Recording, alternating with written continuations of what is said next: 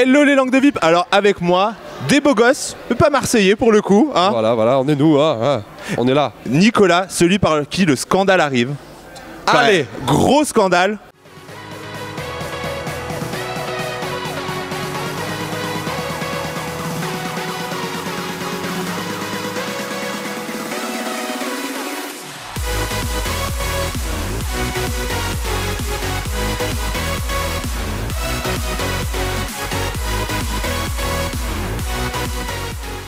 Tu es sur l'affiche des Marseillais, mais tu n'es pas Marseillais.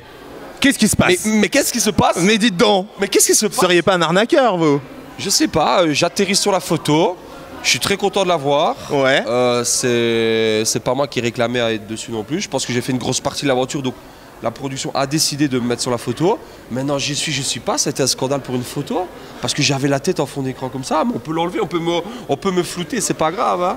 Mais t'y étais et t'as fait le bordel. Voilà. On va pas se mentir. J'ai foutu le boxon. Et t'as trouvé ton pote Anto aussi. Anto, ouais. Alors Anto, je me souviens, on avait abordé le sujet des Marseillais à l'époque. Tu m'avais dit que t'avais passé le casting, mais alors des premières saisons des Marseillais. Ouais, il y a 5 ans, ouais. Que tu l'avais pas fait. Et alors cette année, on te retrouve dedans. Content d'avoir franchi le cap, d'être rentré dans la villa. Ouais, après, c'était pas forcément une fin en soi, mais très très content d'avoir pu intégrer cette aventure, cette belle aventure.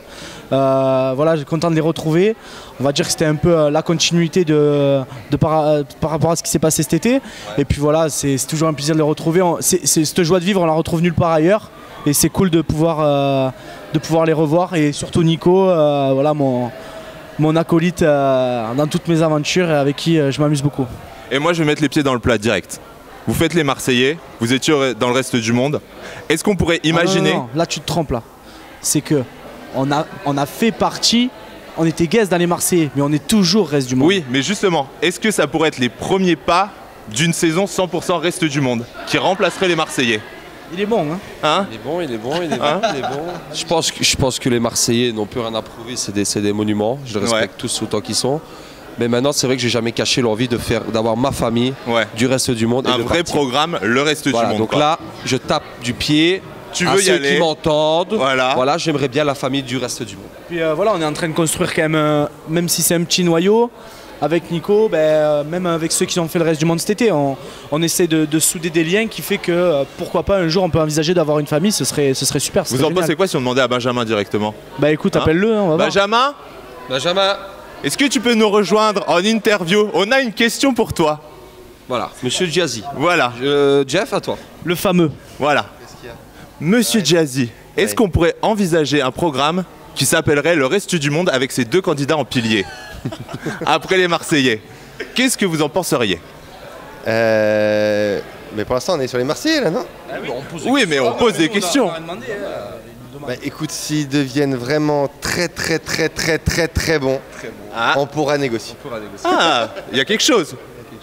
Il y a un petit truc. Ouais, il nous pousse toujours vers le haut, tu vois, c'est ça, c'est pour ça qu'on est bon. C'est ça qui est positif. Voilà. Mais bon, vous êtes déjà très bon, faut juste rajouter un trait.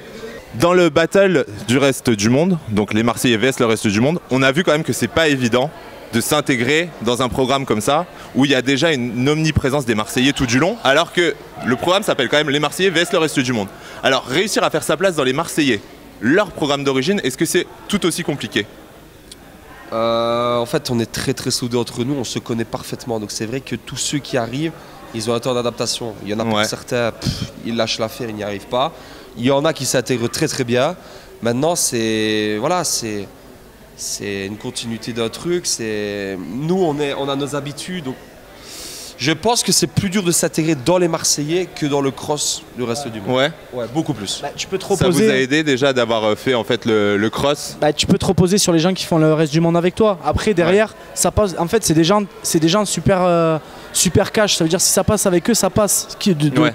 Quelle que soit l'émission que tu fais, que tu sois inconnu ou pas, ils s'en foutent. Maintenant, il y a des moments d'intimité qu'ils ont eux depuis des années qu'on peut pas rentrer dans. Et ça, il faut le respecter. Si tu forces un peu trop, forcément, ils vont le prendre mal. Il faut rester à sa place tout en essayant tout simplement de leur apporter ce qu'ils recherchent, de la bonne humeur, être joyeux avec eux, bien s'entendre.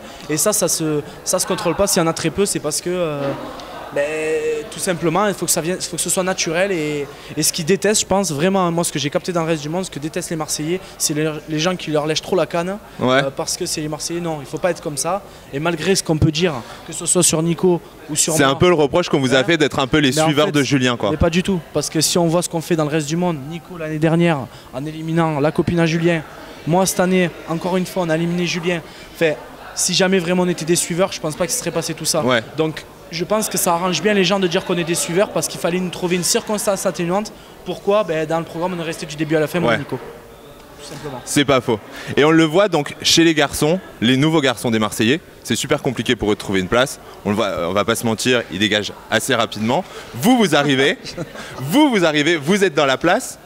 Est-ce que vous comprenez que des mecs n'arrivent pas à s'imposer face à Julien et à Kevin? En fait, Julien, Kevin, etc., moi j'ai mis du temps aussi à m'intégrer à eux. Mais en fait, c'est parce que ils sont tout le temps ensemble. C'est vraiment une fraternité. Ouais, c'est vraiment un... Et en fait, tous les gens qui n'arrivent pas à s'intégrer à eux, ça veut dire qu'ils se jouent soit un rôle, ils ont un personnage, ou soit ils en font de trop. D'accord. Et nous, quand on en fait trop, on voit rapidement que c'est du fake et on n'aime pas. Faut savoir quand même que le programme Les Marseillais, en vrai, en dehors du reste du monde et des guests, ça reste quand même des histoires basées sur ce qui se passe en dehors et dans les téléréalités concernant les Marseillais. Quand tu es nouveau, tu n'as aucune histoire avec eux, tu peux rien raconter, à part quelqu'un qui les connaît en dehors, qui arrive, mais ça n'est jamais arrivé, à part Kevin. C'est arrivé avec Kevin, justement, qui a réussi à s'intégrer.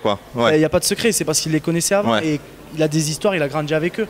Maintenant, les nouveaux, le problème, c'est que là, quand t'as tout le monde, l'attention est attirée par leurs histoires à eux, c'est très difficile de prendre parti. Tu peux pas dire ah ouais, t'as raison, t'aurais pas dû le faire. Ils vont te dire t'es qui toi pour juger mon couple? C'est clair. Alors qu'entre eux, oui, ils peuvent. Et nous qui les avons côtoyés dans d'autres programmes, c'est plus facile de prendre parti. Donc du coup, c'est ça leur problème en vrai. Et s'il y en a un jour qui arrive à passer ce cap-là, et peut-être c'est arrivé dans le Marseille australien, mais s'ils arrivent à faire ça, je pense que là, ils seront bons. Et alors, on a vu, il y a Virgile qui a quand même tapé un coup de sang là sur les réseaux par rapport à cette saison où lui n'était pas convié. Donc j'ai juste pas les mots, j'ai même pas envie de m'exprimer, je suis à bout de nerfs, je viens de me réveiller, je vois la photo du casting, saison en Australie, je suis écœuré, je n'ai plus les mots.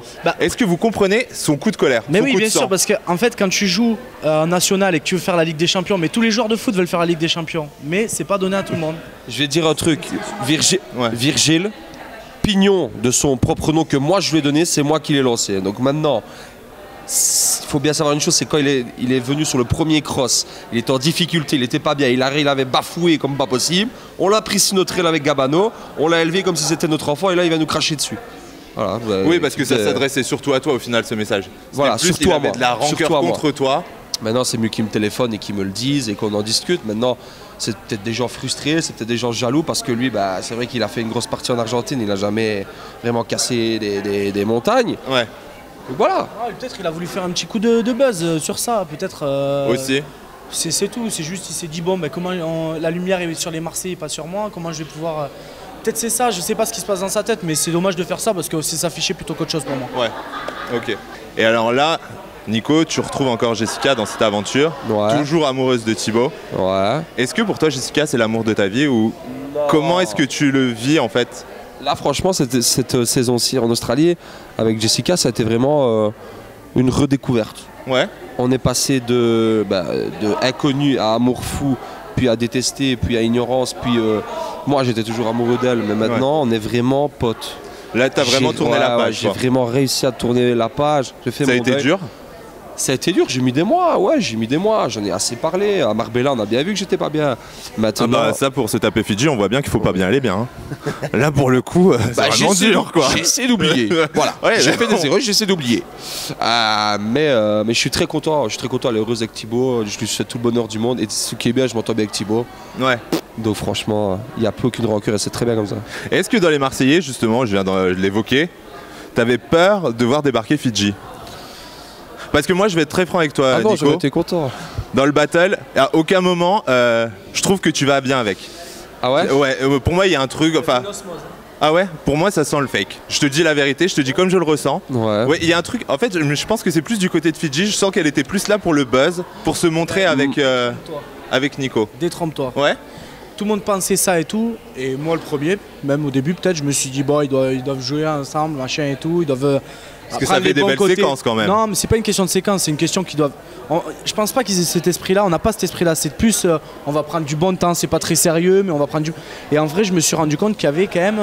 Ils ont beau faire les fiers tous les deux, il y avait quand même. Ils étaient bien accrochés tous les deux. Ah ouais. Il y avait un début de sentiment, et si vraiment Nico, je pense qu'il était prêt à tourner la page, parce qu'à ce moment-là, Marbella, c'était pas forcément le cas. Je pense qu'il aurait pu envisager quelque chose qui aurait plus duré longtemps avec Fidji. Si. Je l'ai peut-être rencontré au mauvais moment. Au mauvais moment. Au mauvais moment, ouais. D'accord. Je pense, ouais, il y a des choses qu'elle me disait sans les caméras, etc. Et Moi, j'étais dans sa chambre, donc je sais de quoi je parle. Et je pense que, ouais, je l'ai peut-être rencontré au mauvais moment. Ouais. Voilà. Et est-ce qu'il y a une candidate que vous auriez aimé voir arriver dans l'aventure pour la séduire? Qui est la fille qui vous attire en ce moment dans les candidates? Apparemment, non, désolé. Apparemment, les guests dans les Marseillais maintenant, apparemment, ils ont pas, c'est mal vu apparemment. Donc je sais pas quelle fille aurait pu intégrer le tournage des Marseillais. Ah. Mais en vrai, moi j'ai pas forcément d'idéal dans la télé. Donc, Ouais, non. Et toi, Nico? Quand même bien un petit idéal, non? Oh, un ou plusieurs, un mixte. Nico, c'est simple, faut que c'est des gros C'est un tétés. RM. D'accord. Des gros tétés, Ok. il adore ça. Bon, en tout cas, si on devait tirer un petit bilan de votre aventure là, dans les Marseillais en Australie, c'est quoi? Tu me résumes l'aventure en 3 mots, tiens. Bim, interro surprise. Surprenant, spenga benga et caliente. Ah, ça promet. Et moi, que du bonus. Que du bonus. Oh oui. Oh là. Alors ça sent les séquences inédites. Que du bonus. On vient tout péter. Bim, vous êtes au courant. Donc voilà, maintenant, vous likez la vidéo, vous vous abonnez et toutes les infos sur Nico et Anto, ça sera sur jefflangdevip.com. Je vous dis à très vite et je vous embrasse. Ciao, ciao. Salut à tous.